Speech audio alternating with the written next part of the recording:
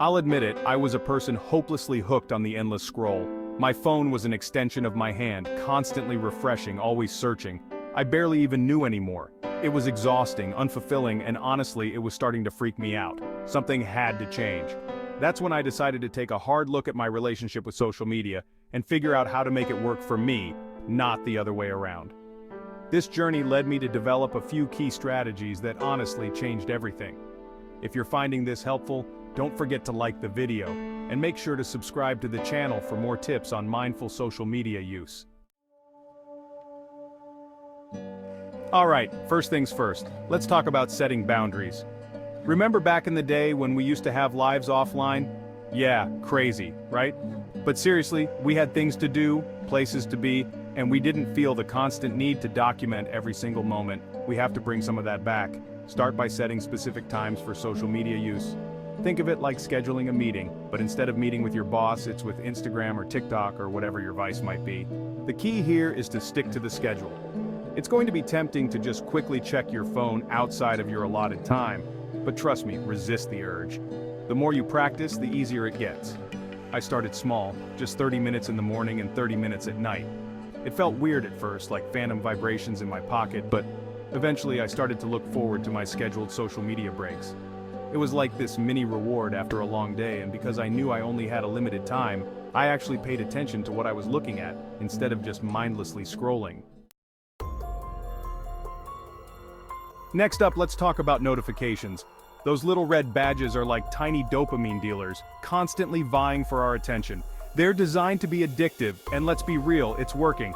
But here's the thing, we have the power to fight back. Turn off all non-essential notifications. I'm talking about those pings, dings, and buzzes that send you scrambling for your phone, only to find out it's just someone liking your comment from 3 weeks ago. Do you really need that kind of instant gratification? Probably not. By turning off these distractions, you regain control over your attention. You decide when you want to engage, not some algorithm designed to keep you glued to the screen. I know FOMO is real, you're probably thinking, but what if I miss something important? Here's the truth. If it's truly important, someone will reach out to you directly. And if it's not, well, then you haven't missed anything at all. Okay, let's get real for a second. We all know we spend way too much time on our phones, but how much is too much? That's where apps come in. There are tons of apps out there designed to track and limit your social media usage.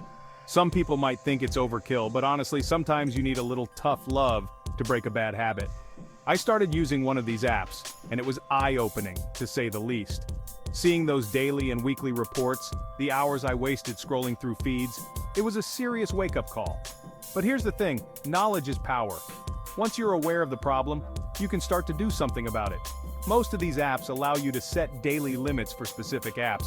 And let me tell you, there's nothing like a good old-fashioned timer to keep you in check.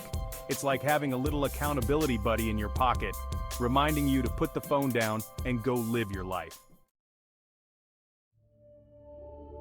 Now, for the fun part. Remember all those things you used to love doing before social media took over your life? Yeah, it's time to revisit those. One of the best things I did was replace my mindless scrolling time with more fulfilling activities. Instead of scrolling through Instagram before bed, I started reading again. I dug out my old guitar and started practicing. I even started going for walks in the park without my phone, just enjoying the fresh air and the sound of birds singing. It was amazing how quickly I started to feel more present, more engaged, more alive. The world is full of amazing things to experience, but you'll never see them if you're constantly staring at a screen. So, put down your phone, get out there, and rediscover your passions. You might be surprised at what you find. Look, I get it. Social media isn't all bad. It can be a great way to connect with friends and family, stay informed about current events, and discover new things. The key is to be mindful about how you use it. Before you unlock your phone, take a second to ask yourself, why am I doing this? Are you bored? Are you procrastinating? Are you looking for validation? Once you understand the reasons behind your scrolling, you can start to make more conscious choices. If you're feeling lonely, reach out to a friend directly instead of scrolling through their feed.